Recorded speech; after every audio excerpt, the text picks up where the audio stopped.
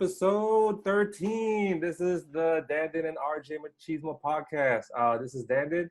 It's RJ Machismo. What's going on, everybody? All right, so tonight we got our special guest. He is the publisher of Kicks You Wear and also for the win for the USA Today. He's a Twitter, connoisseur. We see him on the Twitter handle and, Instagram and also the newsletter. So tonight we got our friend Mike Sykes. How you doing tonight, Mike? I'm good, fam. Thanks so much for having me on. I really appreciate it. Sir. Yeah, man. So, first and foremost, we want to say, I hope you and your family are staying safe. How's everything going over there in your neck of the woods? Yeah, everything's been pretty good, man. I can't complain. Honestly, this has been I've been telling people this whole coronavirus, COVID thing has been a real time of reflection for me. Yeah. Me and my family, it's been we've had our rough parts like everybody else has, but it's been I don't know, I'm a real easygoing dude. I kind of just try to go with the flow or whatever. Right. And I don't know, I just feel like I've every single punch that has come my way, I've been kind of just rolling with it and trying to figure out all right, there's a bigger thing to this type thing for me. And that's the thing about doing the newsletter is it's really allowed me to kind of escape all of that for a few hours on Thursdays and Sundays when I write it, and then on Mondays and Fridays when it publishes, and it's really cool. So it's been better than I thought. I'm really thankful for how things have been for us over here. Yeah, that's great. Yeah, I mean, a lot of stuff happened right since COVID hit back in February, March. Yeah. We're glad that you and your family are staying safe, and then much continued success to your newsletter and all your things that's going on with you. So yeah, we're definitely gonna start off with a icebreaker. So tell us more about yourself, Mike. Yeah, so I mean, For those of y'all who don't know me, I am I guess I'm what people would consider a sneakerhead, but one weird thing about me, I guess, is I don't really consider myself that, even though when people call me a sneakerhead, especially since I started writing the newsletter, it's I kind of got to roll with it, but I'm not one of those dudes who has 200 pairs and all the container store boxes. I don't really clutter like that. I can't. Right. And that's the thing is if I had a space to keep it all, then maybe I would do that. But I just be trying to give pairs away, and donate when I can, because I don't know. It's not even I want to make it sound I'm just a good dude, but nah, I just don't like mess. Yeah, you don't want all that clutter. Yeah. Yeah. So that's a fun fact about me is I guess I don't really consider myself a full-on sneakerhead, I guess. I don't have that badge of honor of having the messy sneaker run. Yeah, so but you like shoes though, right? I mean, yeah, absolutely. Absolutely. No, it's honestly, that's my love. I can remember vividly the first time I remember getting a pair of shoes, it was a pair of 990s that my mom had bought me for my first day of kindergarten, and it was I don't even know why I was excited about these shoes. I barely knew what a sneaker was back then, especially as a child. But it was I don't know, it was just something about it that just stuck with me. It was seeing how it was reflective, and just having that on my feet was really cool at 4 years old, and from there it just kind of built into this thing. For so long I didn't even really know that I loved sneakers the way I do, and it wasn't really until about, I would say I was maybe 18 or 19 years old that I was I'm really into this stuff. Like I'm 27 now, so that's only 9 years ago. But I mean that's also when I started really actually getting money in my pocket. So Yeah. y'all know how it goes. Yeah. So do you can just consider yourself just like you buy what you like, pretty much? Yeah. I'm not one of Keep those. what you like. Yeah. Yeah, it's like I would love to be able to buy every single Jordan every weekend. Yeah. Well, I don't feel like that's a realistic goal. And also like I just don't really like them all. Like they're not like it's not just because it's a J or a Nike or a Yeezy or whatever, it's like that doesn't mean I need to have it or I need it. But like if I'm never gonna wear it, then I just can't, like I can't do it. Like that's the thing. It's like so the first pair of shoes that I bought was with my own money, was the Aqua 8s, the Jordan Aqua 8s that dropped in Oh, 07. Yeah, Oh, 07. Yeah. So I bought those. I cut a bunch of lawns, and my parents paid me, and I bought those shoes, and I was really proud of it. And like I wore them into the ground, like I legit like for like a 2-year span, like I would wear these shoes to do everything, like go to school, hoop, like whatever, like like just I had them on all the time, and like I ran through them. Like I still got the pair, Right. but they got like they're like talking now, like the soles are falling off. It's like terrible. But in 2015 when they re-released, like I bought the shoe again. I still got it, Oh but wow. but like but like I don't wear it though, and that's like I don't know. Just looking back at it, at when I bought those shoes, it was like in the 2015 version when I bought that, it was like I just wanted to have that shoe again because it was the first shoe that I ever bought with my own money, and I had such an attachment to it. But like I don't wear it, so it's like, what's the actual point of having it? Like even to this day, with this mindset that I have, like I still can't bring myself to wear the shoe, which is like super weird. But like after I guess it was maybe like 2 or 3 years ago, where I was just like, you know what, like I'm never doing this again. Like if I buy a pair of shoes, like I gotta wear it. Like I gotta get some wears out of it, because like if just having a shoe and kind of holding it as a trophy is really it's cool, it's fine. But the purpose of these things for me anyway is to wear them, to experience them, to share the joy that I have in them with other people. And like if I never wear it, if it never makes it out of the house, and I can never have the conversation with somebody about like, oh yo, where'd you get those, or you got those shoes, like those are really dope. Like I that's the kind of thing that connects me to shoes. It's like the conversations that I'm able to have with people. It's like an icebreaker for me. Like when I tell people that I have like regular people who aren't like sneakerheads or whatever, when I say like I have 38 pairs of shoes, people are like, oh my God, you have that many shoes? And I'm like, it's cool. And then like I have all these colorful shoes or whatever, and it's like people like to talk about that. And so like if I'm not wearing a shoe, then we never get to have that experience, and conversation sucks. Yeah, that's true, man.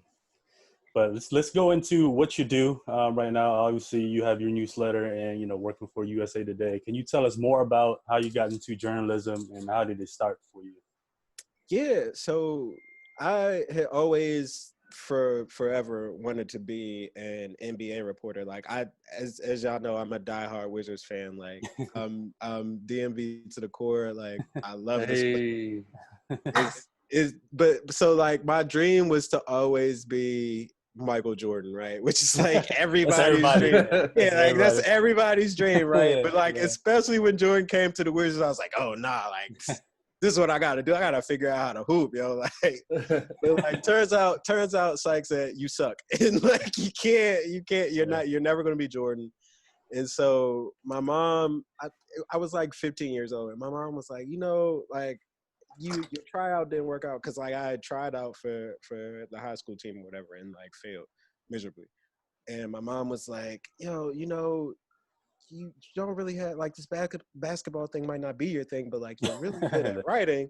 Because like I used to keep this journal and like write these fictional stories or whatever about like cartoon characters and video game characters I liked.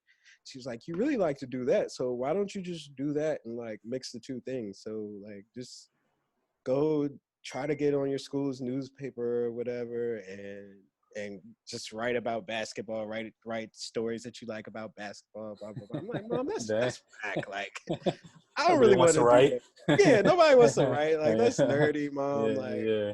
no, I'm not doing that. But then like years later, it was like, I don't know. I just kind of was like, you know what? Fuck it. Like, I might as well turn this into something. Like, this is something that I'm pretty good at. Like, I was really good at English in high school.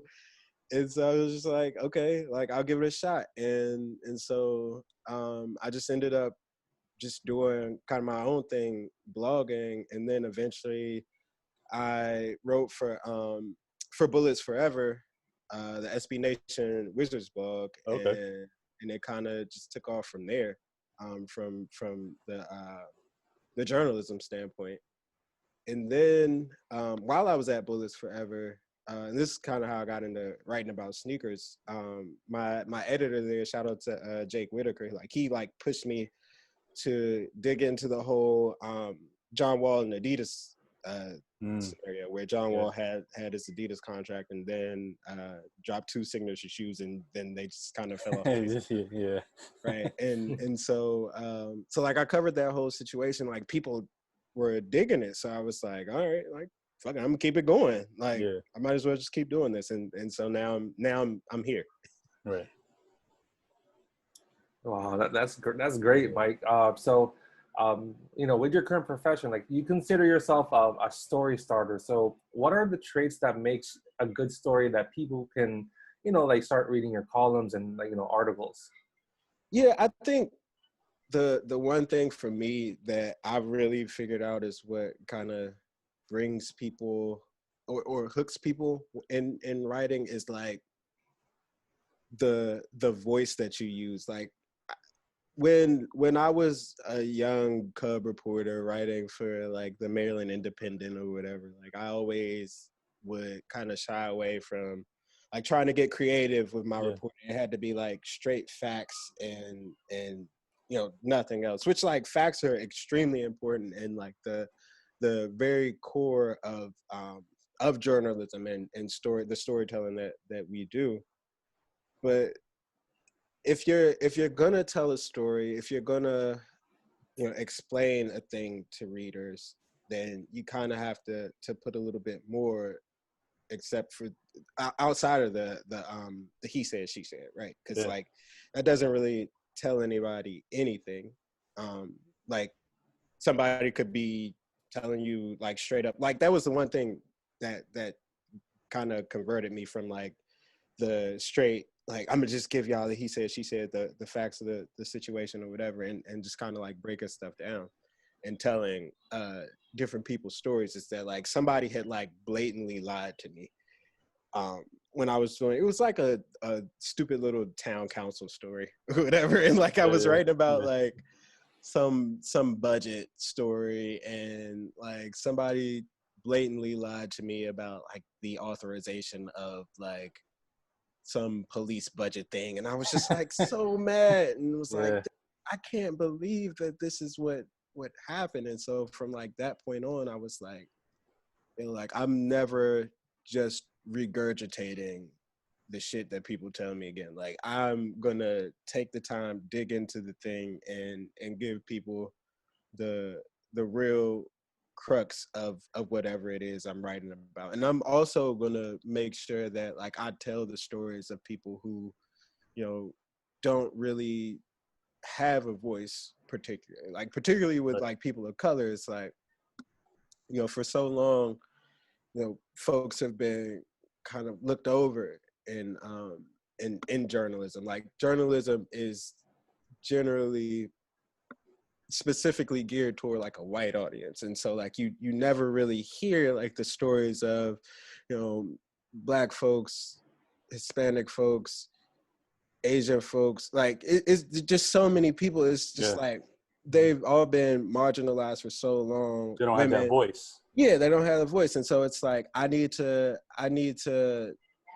to tell these people's stories, and I need to make sure that like there is a spotlight on these folks, because at the end of the day, they matter. Like the things that they go through are very real, and those are stories that people need to hear. These are American problems, right? And so that's kind of at the core of what I do, and especially with what I try to do with the newsletter. Like I'm always like trying to look for the story that isn't really being told. Like, because everybody can write a story about a dope shoe or whatever. Yeah, it's already out there. There's already like other stories about it too. Right. Know? Exactly. So I just try to do that. Right. So is it pretty much with that, is it more like in your own version, or is it like the core of just on your own views as well, like when you want to tell these stories? Yeah, I mean, or I is think. Just, yeah, go ahead.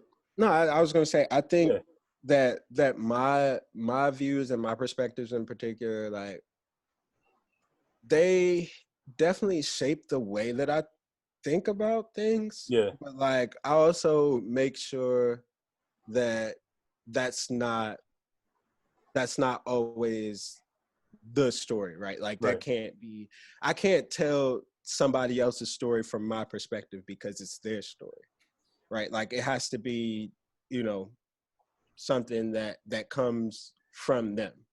Right. And like maybe I take that and try to spread it to a broader audience and explain it in a way that helps other people understand. But like at the end of the day, your story is your story.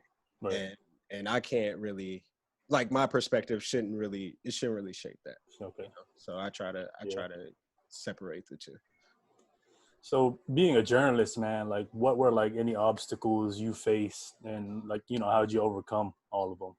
Yeah, and I think the biggest one for me was just trying to find my voice, like on and off of the paper, honestly. And like I say that like in terms of like I was just saying with my writing, like just kind of giving the he said she said, like I was doing that for so long, and I felt like it was hindering me so much. And like I feel like I broke out of that, but part of breaking out of that was also having a bigger voice in the newsrooms that I was working in the workplace, like just speaking up for myself, saying like what I felt was right, what I felt needed to be covered, the stories that I felt we were overlooking, and just kind of realizing that at a certain point, like if I'm just here not really saying anything, not really speaking up on things that I feel are extremely important to the work that we do, then I'm not only doing a disservice to myself, but I'm doing a disservice to our audience. So like just finding that voice, especially as a Black man in the newsroom that is primarily white and male, it's like you're always like on this edge where you say the wrong thing and you feel that you could get fired, and just kind of being like, you know what, fuck it, like if I get fired, then like all right, but like at least you got I'll it be out able. Yeah, I got it out there, and I'll be able to live with myself for it. Cause like there were legit like nights where I would go home and be like, yo, like I can't believe I let us get that off. Like I can't believe I let us print that, or I can't believe I didn't say anything about that, even though like I saw it. But it was because like I had this fear that, if I speak up, if I say anything, then that might be my ass. But at the end of the day, like you're not gonna get anywhere if and this isn't even in like journalism. This is really in any profession. Like you're not gonna get anywhere if you just kind of keep letting stuff slide and you just let stuff go by the wayside. Because at the end of the day, like nobody's gonna take you seriously. If you do that. So that's cool. So yeah, I mean, thanks for sharing with that, Mike. So your newsletter, Kicks You Wear, in me and RG's opinion, is like one of the most informative content that covers all happenings in the sneaker world. So not only you cover the sneaker industry, but more like for the business standpoint, athlete standpoint, how difficult is for you? How difficult is it for you to keep up with all the sneaker news and all the business news and to be up to date with all that? Yeah, I mean it's not. I wouldn't say it's difficult. Like the sneaker industry is a weird one because it's all centered around a few companies, right? Like it's like your Nike, your Adidas, Puma, Under Armour. Like those are like the main four. And like in my opinion, like New Balance is in there, but like I know a lot of people don't really they might not consider them that, especially since like they're not the same global brand that like the rest of those things are. Mm-hmm. But like it's like that's kind of where you start with it for me, and like the news that centers around them is the news that I try to write about, and then from there it's like, okay, maybe there's like some small sneaker boutique or like a consignment shop that's interesting, or maybe there's something that like a creative is doing that's interesting, like Virgil or Sean Wotherspoon or whoever, and then you can write about that. Or maybe there's like this dope website that like is helping people cop sneakers or whatever, and maybe you can write about that. Or maybe there was like a release this weekend that went crazy, and you can write about that. So it all kind of like flows naturally to me. Like I never really find myself like searching for things to write, which is really surprising, because like I'm gonna tell y'all, like when I started this shit, I was like, I mean, I don't know how much there is to write about this, but I'm a give it my best shot, and if I run out of content on like next Friday, then I might stop. But I'm a keep trying until then, and I ain't run out of stuff to write about yet. So it's been pretty interesting. It's been pretty interesting. So pretty much you just like expand on a lot of things for you to just have more content, right? Yeah, like that is it. Like it's like today, for example, I wrote about John Wexler leaving Adidas, and Paul Gaudio leaving Adidas, and like in that story alone, like I just wrote about their exits, right, and like what it means for Adidas and what they have to do next to move forward as a company. But like from that story, like there are like a bunch of little details in that you could write about. Like, what is Wex doing now that he's moved on to Shopify? Like, why does it make so much sense that Gaudio is out at Adidas? Like, what's the story behind that? Like, just digging into those little details and the little branches on the kind of trees that are planted in these other stories. It's like, it's kind of how I just kind of keep churning the stuff out, keep it moving forward, and like I find that it just is really never ending, to be honest with you, which is like I said, it's a real surprise for me. It's so much stuff to write about. Yeah. So I mean, especially when you as you like sneakers, we like sneakers. I like your articles are very honest, because for example, like you were talking about copying shoes on sneakers, how it's so nearly impossible now from it's stupid from now. 2 years, 3 years ago. You know what I mean? Like it sucks. It's just so difficult. Like if I can share a story, like how I first like got started following you is you hit on those ray gun tie dyes back in December. And I saw you like tweeted like, oh snap, like I hit too.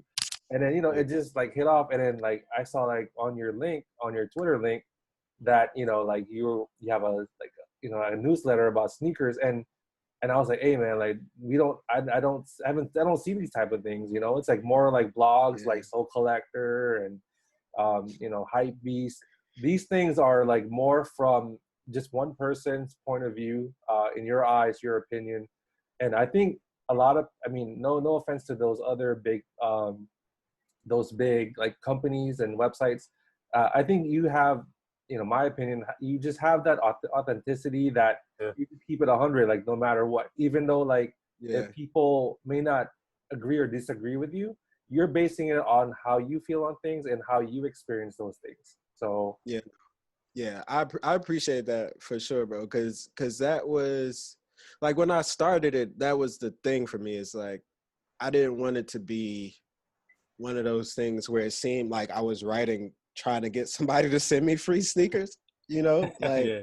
like we see a lot, and like I had to be critical of the industry because I felt like there's a lot to criticize. Like I love it, but like there's also a lot that can be fixed, that can be altered in a way that is more uh considerate of the consumer and what people want. Because like at the end of the day, like I said, like sneakers are like that's a passion for me, that is a connector for me, and I think that it's that way for a lot of other people who love this stuff too. And the way that the game is now, it's not really conducive to any of that for anybody. So it's like I felt like there was a need in the community for somebody to be like, yo, like this shit is broken. Like Yeah.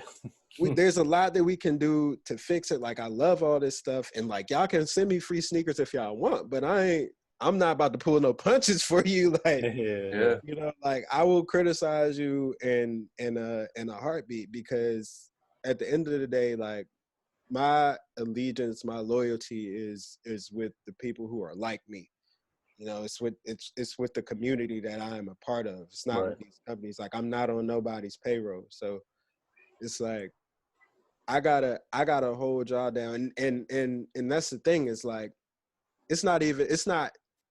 I always tell people like it's not just my newsletter. It's our newsletter. It's the community's newsletter. It's everyone who follows the newsletter. It's it is a voice, a singular voice in this sneakerhead community that we have, and the responsibility that I feel to not only like produce this content, but to also connect with people and you know, give them a voice through the newsletter is like that's the most important part of it to me. And so like if I were to like, you know, just jump on there and write about every hype release and just kind of praise everything that everybody does, all these companies do, then that would be whack. Like nobody wants to read that. No, nobody wants. I mean, it's like you're reading the same thing that you know, like Soul Collector or like you Complex. watch, Complex. You know, you're gonna people. It's like oversaturated right on YouTube. All these like reviews, these bloggers and you know, so-called sneakerheads. I mean, no offense to them, that's what they like to do. But you know, I mean, it's almost like they're missing authenticity. Like they're not being real. They're not keeping it 100. You know, and that's important. Like, you know, keep up the great work with that. And you know, a nice thing that you start doing now that you're doing that just like an open forum on Thursdays where you have like a open forum and then just ask like a singular question. You know, like what's your favorite like shoe that came out this year? What are you looking forward to? Right. I was surprised. Like, wow, you have like all these people, like all walks of life, all over the world, like you know, sharing their stories. And you know, it's great, like because you provided these people a platform, you know, to get, you know, just basically like it's a good sneaker community, you know. So that's important. Yeah, no, I'm really fucking with this thread. Like, I'm gonna be honest with you. It's like I'm still trying to figure out how to make it better and like to make it I don't know, cause like I feel like the conversation is so centered around the question that I ask, and like I wish that it would kind of branch off of that sometimes and dive into something else. But like I just got to figure out a way to make that happen. But like I'm absolutely loving how much people, like the feedback that I'm getting from it. And just like the things that people are talking about on there, like this is exactly what the space that I wanted to create. Cause like my thing is like, we don't be on Nike Talk no more. Like that used to be the thing, like for everybody, you know, like you could go on there if you had a question, then, you know, you could ask the question and like it wouldn't really be no judgment. Like you could just cause like everybody doesn't know everything about sneakers, right? Like I don't, and like I write this newsletter, but I tell people in a heartbeat, like I'm learning along with y'all about all of this stuff. Changes every day. Yeah, it changes every single day. And so it's like, I just wanted to afford people a place that they could go that was outside of like social media, where you always have the knee-jerk reactions and like the oh my God, I can't believe you asked this, or oh my God, I can't believe you said this type shit. And like I just wanted people to have a place to go and be like we could all just kick it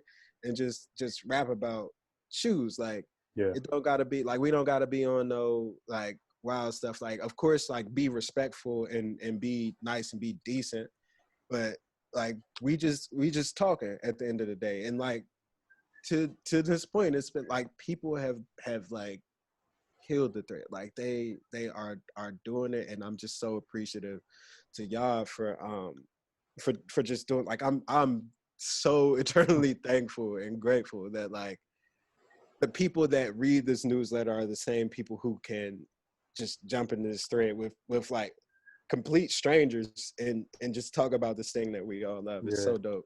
It's so dope. So like what does your bosses think about like how you've expanded your newsletter? Because I know that they see it, what's going on, the amount of traffic that you get with the, subscriptions, and then now that you have like a thread community where you have like 100, 200 like replies back. So how does your bosses see like the progression of your newsletter? Yeah, no, they love it. Like my boss tells me all the time, like you really got something here. Like that was one of the things, because like I said, I started the Kick Shoe Wear before I came to USA Today, and I was afraid that they would honestly make me drop it, and I didn't want to do that. But like if they had told me to do it, I definitely would have, because I needed a shop. But it was like, but he was like, no, like this is incredible, and like I see what you're doing with this. Like this is something that you enjoy.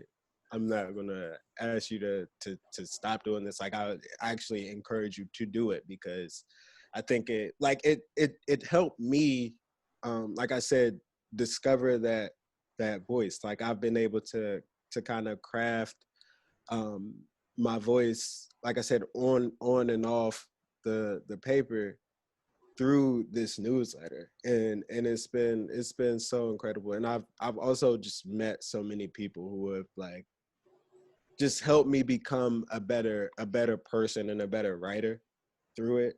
And so like there's a professional development aspect to it that is like that's just really cool, and they see that and they encourage it, which I think is so dope, man. I think that's so cool, because there's so many people who would be like, yo, cut that out. Like we don't need that. Yeah. Yeah. Like, we don't need that in there. So I'm so appreciative and so grateful to them, man. They're supporting that. Yeah. So I want to get your views on this, Mike. Obviously with the whole pandemic thing now, I feel like, almost every year sneaker releases being like getting more hard to get. So what do you think like companies could do to improve their services? And like, do you think like these bots are like ruining like, every sneaker release? Yeah, the bot thing is awful. Like I think that's definitely the worst thing to happen to sneakers, for me.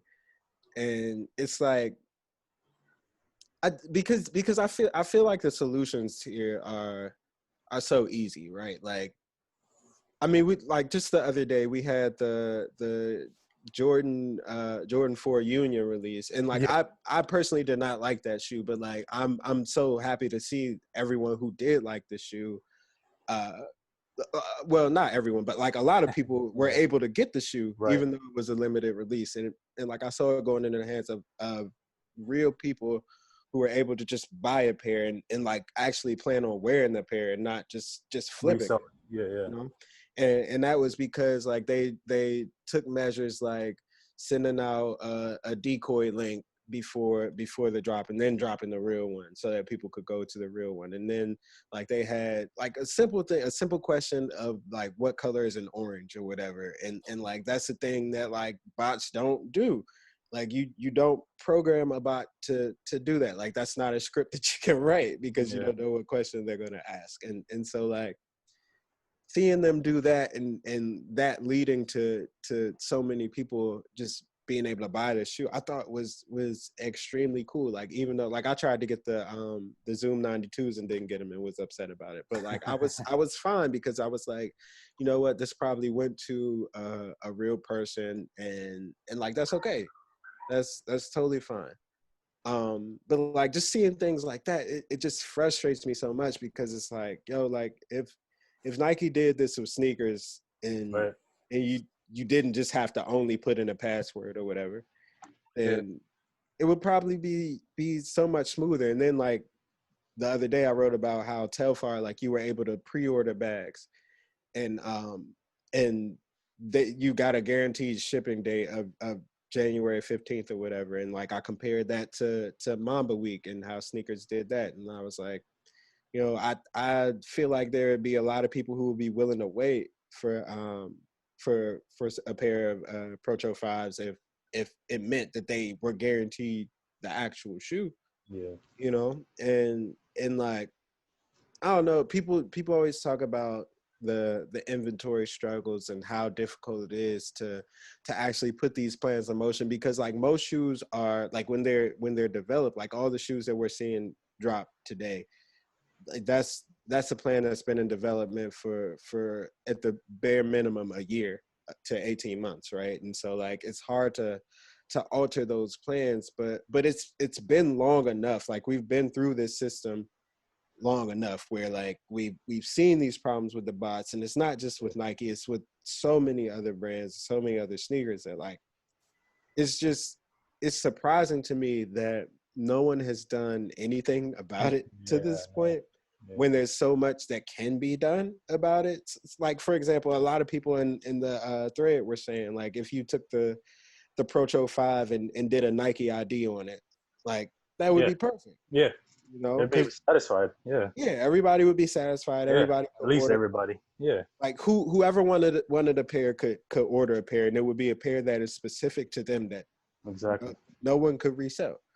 Right. And like just doing things like that, thinking about things like that and how simple it could be to kind of solve this problem has been extremely frustrating. But it also shows me that like they don't really seem to want to solve the problem at this point, you know? And that's the thing that like, that's where I'm like, okay, like if they're not going to do anything about this, then I'm just going to stop trying to buy all this stuff and just buy like general releases or whatever, which like hurts because like I'm a big fan of the Nike Dunk, and that has like turned into a whole thing that it wasn't. That's the hottest item right now. Yeah, that's the hottest thing right now.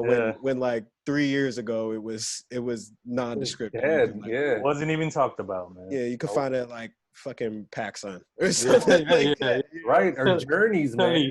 Journeys or something like that. And so like now seeing that what that has turned into, like it totally breaks my heart. But it's like, you know what, it is what it is. Like in another 3 years when the Dunk is out, like I can go back to it, but I'm not going to spend $400-$500 on a two-tone Dunk that people wasn't even thinking about a year ago. Like that's crazy to me. Yeah, I mean that's tough, man. That's where we're at. Yeah. Like all these people, we're cooking. Like I got like 10 pairs, I got 12 pairs. Almost every Twitter thread is like, oh yeah, I got three. I caught three or something. Like what? Like now, like especially like last week, it was like Mamba Week. Like I live in California, I see so many pissed off like there is fans. There's a lot of like Kobe fans that are like really, they're really like butthurt because they didn't get a pair. Not even they hit even like on the girl like eyeball, like the last colorway, which is like I think they're all dope. Like right. And I see all these people like, oh, I got like 10 packs of the undefeated like 5s. I'm selling for 1,000. Like, bro, like It's the worst. It's sad that you're flipping money on a dead athlete. You know what I mean? Like, Yeah. Right. I mean, That's just how it is. it's what it is. Like that's how you roll. So so another question for you, Mike, about sneakers. Right now everybody's it's all about being influencers. So Yeah. you got your basketball athlete, you got your PJ Tucker who averages like 3 points a game right now. You Shoot that know, 1-3. and then shoot a 1-3. You got like them 101 Yeezys. You got Yeah. the rap artists like Travis Scott, Drake, DJ Khaled, and then you got those social media influencers. So of those people right now in the sneaker game, who is the most influential now? And if you want to just talk more about it. Man, I gotta say it's Travis Scott, man. Yeah. Like honestly, which is like crazy to think about when like you look back 3 years ago and see the run that like Kanye West was on, or what Virgil Abloh was doing. It's like, bro, like the 10 was crazy. Like that was a moment in sneakers. That's really like the moment that I pinpoint where like all of this kind of changed, and like the whole reseller culture kind of flipped into the mainstream, and that became a thing, which like the 10 was dope, but like I think the worst parts of it kind of live on in the game today. And like it's all the spawn of like the whole Yeezy wave or whatever. But like what Travis has done in the sneaker game has been insane to me. Just like seeing how big his name has gotten. Like I think it was maybe like a month ago or so where he wore the Newcastle dunks. Yeah. And like StockX tweeted, like he posted the picture of him in the Newcastle dunks on Instagram, and StockX tweeted a picture of the value of the shoe actually rising, and I was just like, that's crazy. Like I'd never seen anything like that before. It was so insane to me. And just to like see that kind of movement in real time within a matter of days was like this is why I can't buy dunks now, because Exactly. That's what I'm saying. because of Travis. And it sucks, but like it's like, the game, that's what the game is, and like he is definitely at the head of it now. I don't even like every shoe that he puts out, but like people will go crazy over it. Like I don't know, man. It's crazy. It's crazy. Now he's collaborating with McDonald's. Now I saw like, right. Wow. Yeah, I'm like, he's gonna get people to eat Happy Meals now. Like they're gonna upcharge like value meals into like resale. Travis Scott toys for $10 like Big Mac. Yo, I promise you those shirts is gonna be on eBay. Oh yeah. Those shirts are gonna be on eBay. I already know. People are gonna go to McDonald's like, hey, I need to buy a crew shirt, like one of your crew shirts. Like I ain't trying to work at McDonald's, but I need to buy one of them like crew shirts. Just I need them visors, man. Oh my God, it's gonna be terrible. It's gonna be terrible. But that's the power of Travis, though. So how about like the influencers though? Like how do you feel like those Instagram dudes, like they're like companies like Nike, like they see them like shoes to promote them. Like what's your opinion on them? It's the weirdest thing, man. It is the weirdest thing because like I don't have an issue with it, because like at the end of the day, like that's a creator and they're getting paid, I guess. But like also, like some of them don't really give a damn about the shoes. And that's what kind of upsets me about it, is like, there are people who really are in this thing because they have a real love for the culture.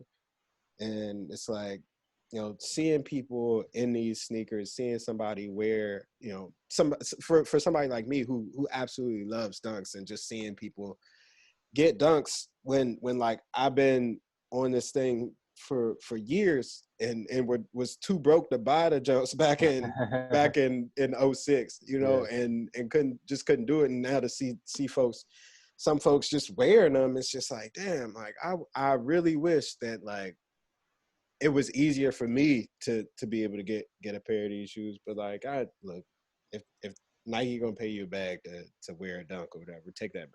Like, I'm not gonna tell you not to do it. It just sucks for folks like me when we aren't able to get these shoes because you are hyping them up so much and you don't even really care. You may never wear the shoe again. Yeah. You know? So yeah, that's crazy, man.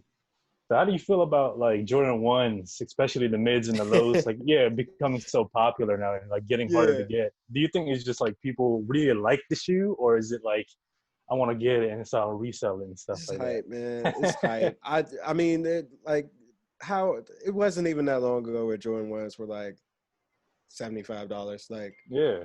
I mean, it's like again, it's like the 10 like kind of changed that whole thing. Like, Yeah. you know, the Jordan 1 is like it and it's like you can see the Yeezy strategy at work here for Nike, right? Like where we Yeah. have 15 million colorways of the 350 V2. 50-50. Yeah. And it's like, all right, Nike don't really have one of those. They didn't have one of those, and they just took the Jordan 1, gave Virgil the bag to rework it and make it cool, and then like from there it like blows up, and they drop all these colorways of the Jordan 1, and the shoe is like research, and like granted, like the Jordan 1 is a great shoe. Like, Yeah. it looks amazing. It has always looked amazing, but people didn't give a damn about it. Yeah. You know, a decade ago when it was in the clearance section, or whatever, and like just to see where it's gone now, from not like you said, not just the highs, but now we got mids, now we got lows, and like I hate the way the tongue on the lows look. Cause like Jordan 1 lows used to be like, they used to be solid. Like I used to like them, but now it's like, yo, like some of these are just like terrible. But I don't know.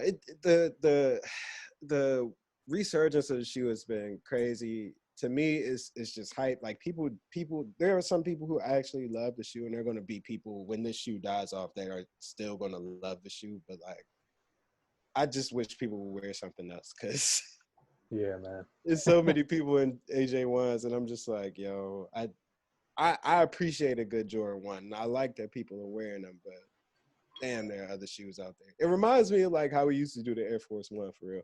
Yeah, that's what it's becoming into it. You know? Yeah.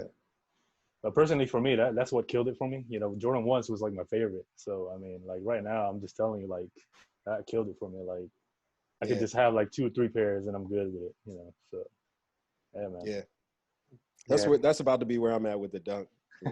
Yeah. Don't lose hope, guys. You know, I mean, it's just, to me, I mean, I get annoyed by it, man. Like, it's hard to get, and you know, I actually like the shoe. I appreciate the shoe, but you know, there's no way around it. You know, so I'm like, I just gotta give up, man. You know. Yeah, you kind of just gotta move on. Like that. Yeah, That's I move on. Yeah. The moment that I'm waiting for is like for everything to chill out, and then I can go back to buying the dunks. You could always go back to it. Yeah. You know. Like that's my hope. Like I've been watching the Northern Lights lows for years now, and like they were like $120 maybe 4 years ago, and I didn't want to buy them because I was broke. And it was like, I could have bought them and I would have been fine, but like I felt that like it was just something about that moment where I was just like, you know what, I don't really need this shoe. I'm not gonna buy it. But now it's like $500, and I'm like, yo, like, I regret it now. Like I should have bought it for 120. Yeah, it's like I should have bought it. I should have did it. That's the worst feeling. Like you hold the shoe, and then you look at it, and you're like, you know what, I'm gonna just wait. That, you know, like you're always holding to hope that, oh yeah, it's just gonna be there. It's gonna be in my size. Nobody gonna buy it. You come to the mall or like that place later, it's gone. It's like the worst feeling. Like now you're like panic buying. Like, damn, now I gotta pay retail for them. You know, like resale value. It sucks. It's like buyer's remorse. You know, like everybody went through it. It's the worst feeling. I hate, even like now. Like I hate doing that. Yeah. I had my story too with buyer's remorse. It sucks. Yeah. So yeah, we're almost pretty much done here. I appreciate you having on. So I'm gonna flip a question to you. So I also found out you're also you're a Wale fan. So and Yeah, I see you that's my defend son. Wale on social media, how like he's trash, he's not what he was before 10 years ago. And then a cool thing about me and RJ, we're actually Wale fans too. So Yeah. we've been rocking with him since Yeah. Studio 4-3. So Yeah. tell us more how much how Wale is one of your favorite artists in the DMV, and I mean, Wale shaped me, bro. I'm not gonna lie to you. Like, Wale is really the reason why I'm into sneakers and into the dunk specifically as heavy as I am, because it was like back in the day when like I was coming up. I'm 27, and like I remember when I was first introduced to Wale, and like I guess it was like maybe '06 or whatever. I'm like 13 years old, just kind of like coming into my own, like going through puberty and everything. Like I got pimples on my face, but like Wale was just so cool to me, man. And like I don't know, I remember him getting that Nike Boots remix from Wayne, and Yeah. like that was just a crazy moment. The first time I remember specifically, like the first time I heard Dig Dug on 95.5. I went crazy. Like I didn't even like Go-Go before that, believe it or not. And it was just What? like Wale just put me on to so much flavor, bro. It was just like, yo, like this man really changed me. Like from my style and fashion to like my perspective of it, right? Yeah. Cause like that's the thing. It's like he doesn't even just rap about like the clothes that he wears or whatever. It's like Wale rap about like real life stuff, that like people go through, and like I don't know. That's why I never really understood why he never really. I guess because he's moody or whatever. But like it just never made sense to me why he never really caught on. At least not the way that I feel like he should with the mainstream. But like it is what it is. So I know how good he is.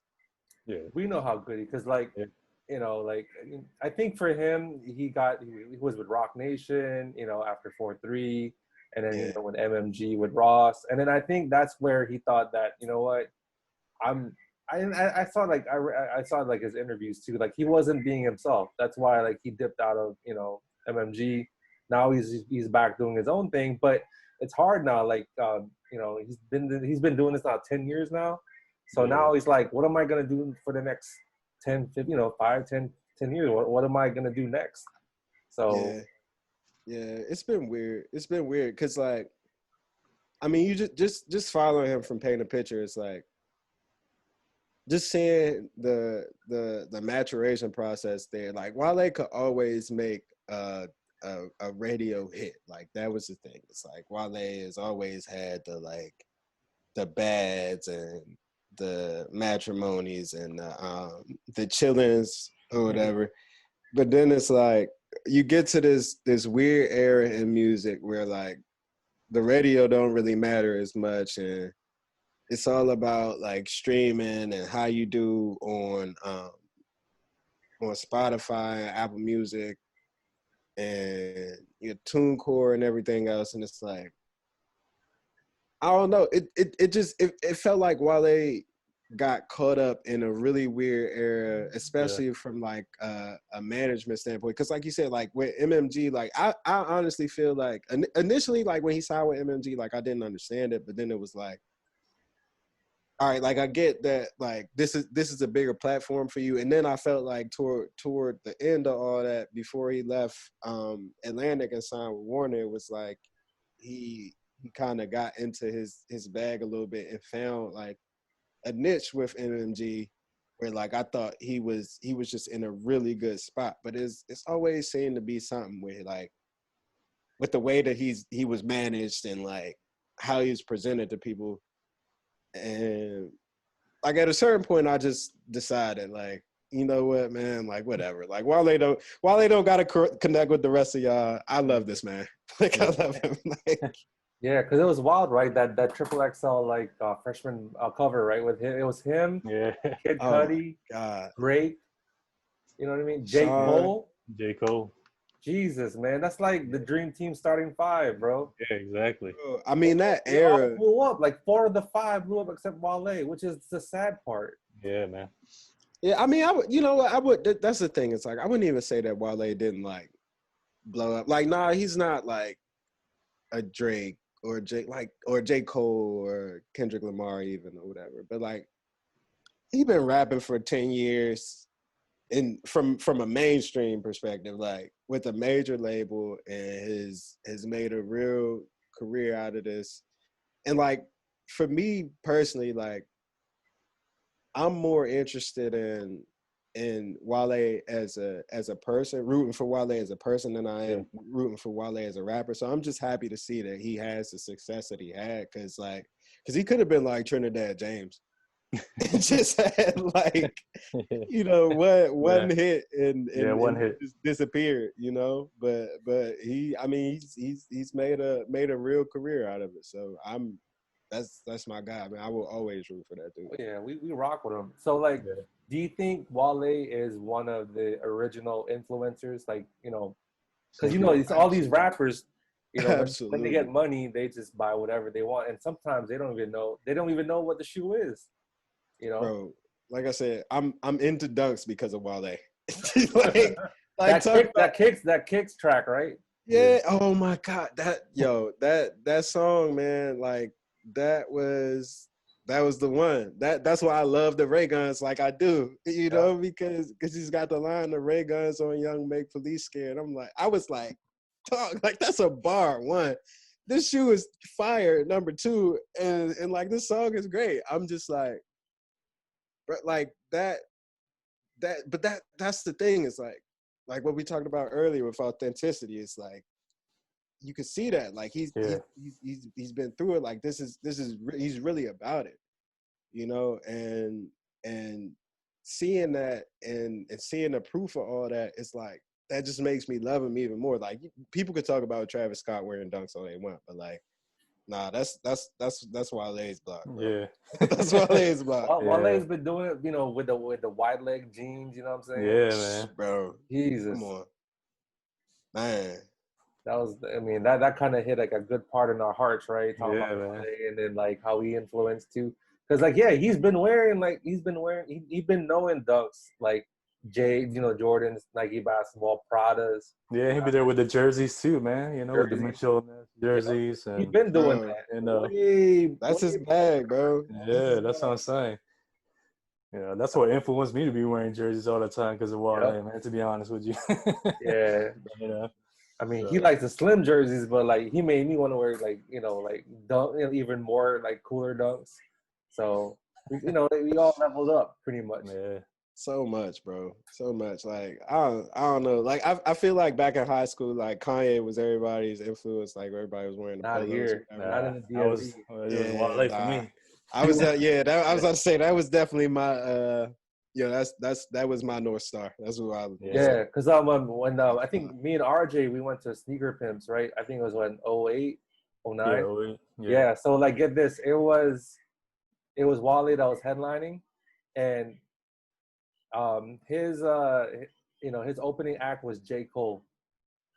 Wild, right? That's so crazy. It's wild, right? That's so crazy to think about. Crazy. That's so crazy to think about. Like I knew like J. Cole. We knew about J. Cole, through the mixtape, through Rock Nation. Yeah. And then it's funny. It's like they kind of flip. They flip like roles. You know what I mean? Like one just skyrocketed, and then one's just like chilling, like literally. Right. Yeah. Chilling. Yeah. And shout out to, like, I like Cole a lot, but I've always felt like Wale was like the better rapper, but it is what it is.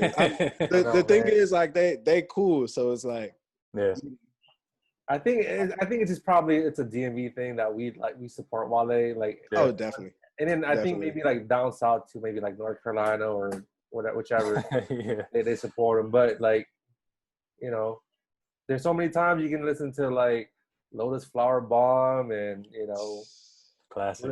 What's his new joint out on the radio? I forgot what is it? Which one? The joint with Lil Durk? Yeah, that one. Yeah, I think that one. Yeah. My Heart. Yeah, I think so.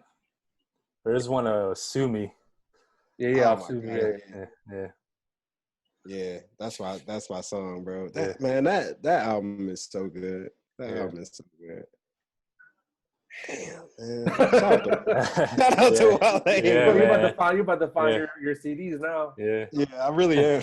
Y'all about to make me go back. Attention Yeah. I'm about to deficit. listen to 100 Miles of Running the Oh my rest of this God. night. Right. Yeah. That's a classic too. All right, man. So we're narrowing it down. So obviously, you said Wale got you into dunks. So is there anything else that got you into sneakers? And what are your favorite pairs that you own? And are you still looking for anything out there, like any other sneakers? Anything else that got me into it? I would say my biggest influences as far as sneakers go like Wale is definitely the biggest one, but then I just gotta credit like the NBA generally because like that is such a league, the league is so centered around sneakers. But then like Allen Iverson specifically, Yeah. like I wanted dude's shoes so bad, bro. Like for so long, and I ended up getting them. Like my mom had actually bought them for me because like they were also like reasonably priced too. And so like I ended up getting pairs and like I don't know, that just ended up that just ended up building into something else for me from like a basketball perspective because like I always wanted to try to like hoop in some shoes that look cool even if they weren't like the most known shoes, right? Like I used to come out in some like Team Jordan jumps, but it'd be like those are tight though. Like I can't really say I had anything. the Vin Bakers, you know what I'm saying? Yeah.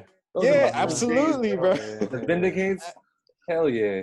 Absolutely, bro. And like that the thing about it is like I feel like especially like from a DMV perspective, like we always had our joints that we look to like the foam posits. I mean, really anything from Penny's line. And I guess that's like generally speaking like a dope line.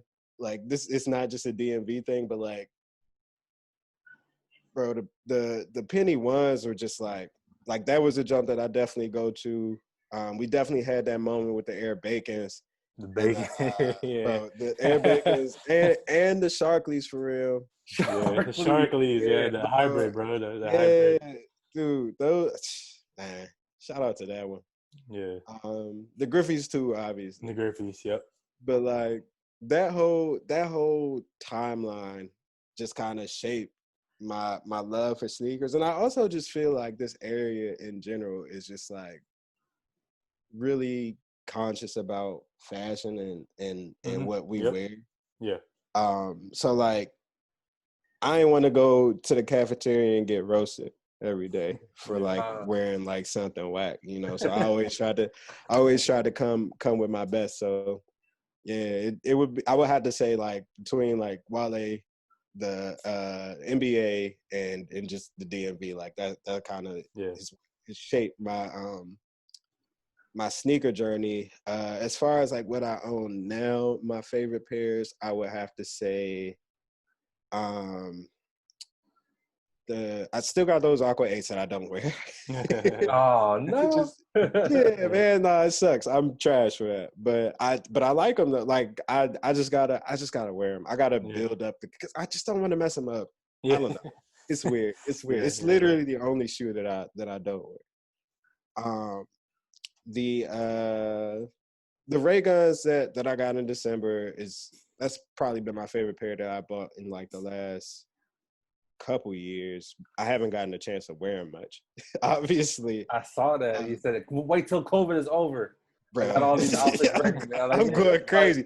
I got so many, bro. so many orange hoodies, bro. Like You bought like all them hoodies for like bro, I'm ready. Those Ray Guns and my Salmon Ladder Dunks, I love those. I also got the Salt Stain Highs that I wore into the ground 4 years ago, but they're still alive for whatever reason. So like I still be wearing those. Like I shout out to all my dunks, man. I wish I had more. I think I got 7 or 8 pair, but I love all of those dunks. I try to love all of my children equally. Yeah, man, you got to. Yeah, you gotta love them Got all. to. Like they all Yeah. got stories too. So Yeah. Yeah. I would say those are the pairs that I love the most right now. Are you looking forward to any other like sneaker drops? I'm looking forward to buying or trying to buy these space hippie dunks next week. Like I haven't really been like super duper excited about a dunk drop in a while. But this is one that like I'm really interested. Like I do not think I have a shot in getting them, but I'm also just very happy that this shoe is a thing because like I believe in the the space hippie product so much because like I feel like the conversation about sustainability and sneakers is one that we should have been having for a while, but now that we're finally having it, like I'm very happy about it and very happy to see that like Nike is also taking this really seriously and has made a new product that like people have been really excited about. Like they turned a sustainable sneaker into a hype shoe, which is something that like you don't really see, right? Like we've never seen that before. Even with like some of the Adidas and the parlay stuff that they've been doing, like some of that has been really, really good, but like they haven't been able to kind of push that on people. Yeah. But Space Hippie seems to be different. And like now that it's in a dunk silhouette with a really dope colorway, like I'm really excited to try to get my hands on that one. Yeah. good luck. Yeah. that's all we can say about that. Yeah, yeah. I'm gonna need it. I'm gonna need it. Close all your apps. You know what I'm saying? Just open one app. Yeah. Clear them cookies. You know, clear them cookies. You know, get one debit Yeah. card there. Don't mess with your other cards. Yeah. That's key. No, don't mess it. I don't even know. Bro, yeah, man. who does know at this point? Right. Nobody knows, man. Yeah, man. So, Mike, man, thanks for joining us. We're gonna turn the tables to you now. So, if you got any questions for us, this the platform. Yeah, no. So obviously, like, this is a DMV podcast to the core, and I very much so enjoyed our conversations about Wale and phone posits and literally everything else that we talked about. But like, I just want to ask y'all, like, what were your favorite parts about, like, what is the best and the worst thing about the DMV if you had to pick between two things? Like, is there what's the greatest quality that the area has? What's the worst one?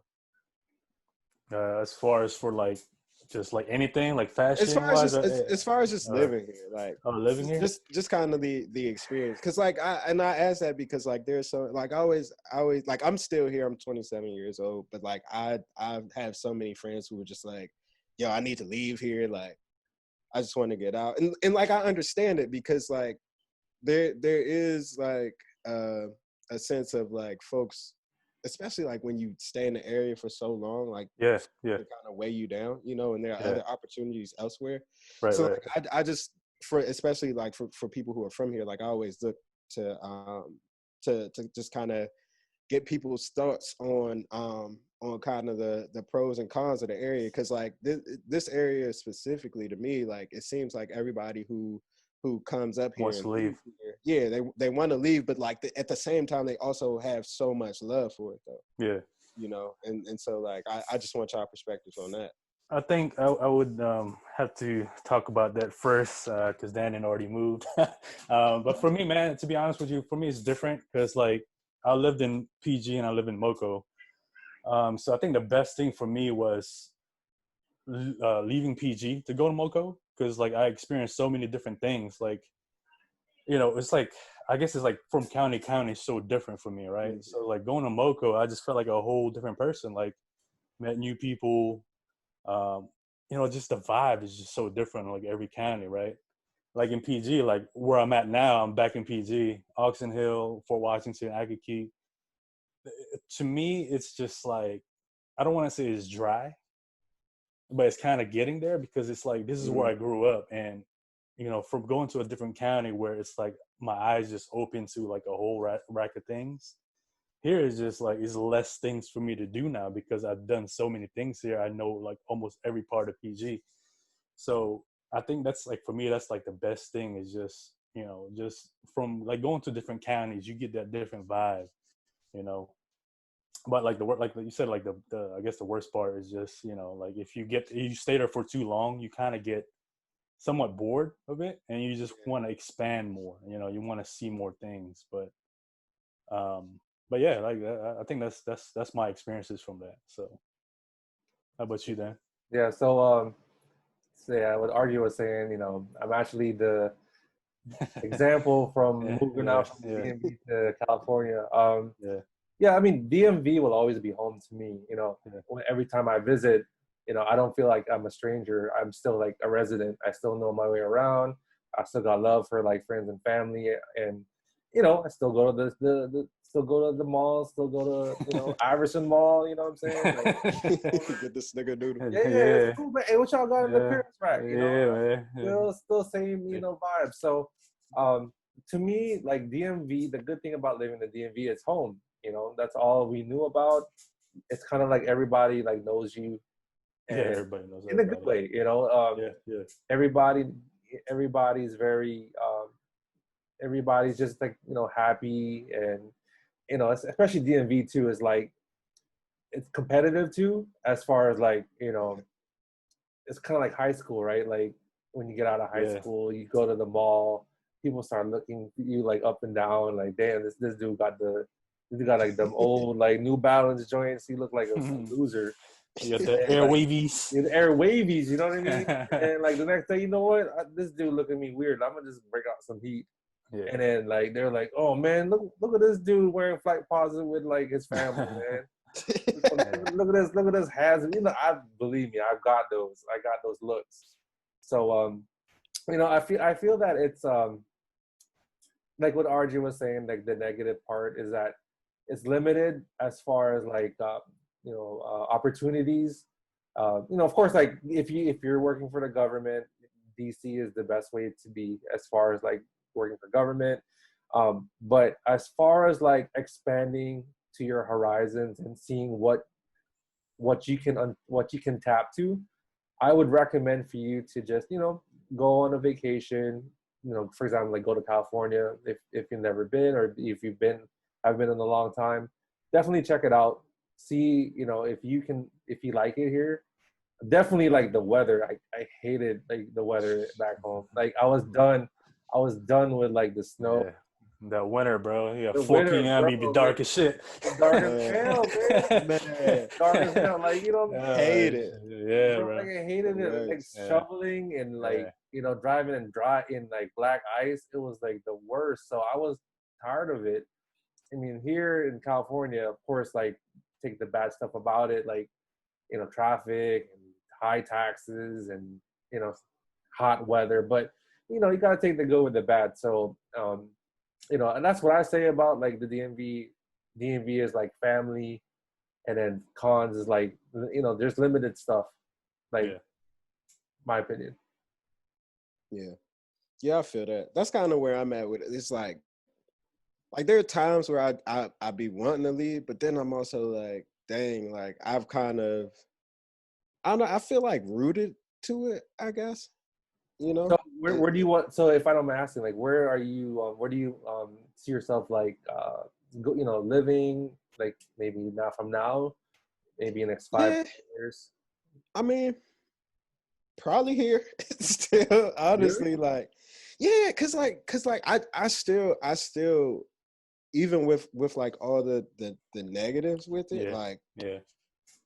I still find myself loving the area, like having that same love for it, even through like the garbage winters and like the long commutes and everything like that. Yeah. And like I've been to other cities. Like the one place that I do want to go and like experience is Cali. Cause like I've never been to like I've been all up and down the East Coast, but I ain't never been to California. You've never been to the West Coast? Nah, I've never been to the West Coast. You gotta go. Yeah, that's what I'm saying. So like I need to go there, and kind of experience that and see what it's like. But like I don't know, man. I don't know. It's something about this area that Yeah, is I was gonna very, say there's something about it. It's yeah, something it's just about it. It's something something in the about it that, water, bro. Something in the water. yeah, it just pulls me back, man. Every time. Every time I'm like, man, I'm ready to get out of here. Yeah. Yeah, but I, you know what, I encourage you. I mean, now it's a scary time to travel. Um, but you know what? If it's something that you're curious about doing, I recommend for you to, yeah, you know, try out California, just for like a you know, short, maybe a long weekend. You know, if you have a companion you want to take them to, especially if they've never been before, they can do like the whole, you know, tourist stuff, and then, you know, check out like the sneaker culture here too. It's actually pretty good out here. A lot of stuff, and then, you know, we got all these like shops and these influencers. Sometimes you'll see them like, oh snap, it's Doc Cousteau like filming something on at the mall. Like I saw him like one time. Like you know, I said what's up to him. So Nice. he's What's not he's up? one of the actually like one of the influencers like I like. You know, but I won't name names for the other people that I don't like. But actually, Doc is a cool dude. Nice, nice. Yeah, I definitely need to get out there. I definitely need to. It's on the list. It's on the list for the post COVID trips, whenever that I is. mean, Post-COVID, yeah. tickets are cheap right now. It's like $80, $100. Yeah, It's just, you know, just mask everything. You know, spray all everything. Wipe that's everything down. everything. Yeah, Wipe everything down. You know, Clorox wipes going crazy. Yeah, yep, wear your yeah. outbreak hazmat suit. You know. Man, You yeah, have any more nah. questions for us? What do y'all think about the music scene out here? Since we talked about Wale Right Sykes, now? because yeah, right now, like, are there any like up and coming folks from the DMV that Shoot. y'all are paying attention to? Man, I think my man on Twitter, my man D Wavy, he was putting out this music. I think it was called 10th of August or something like that.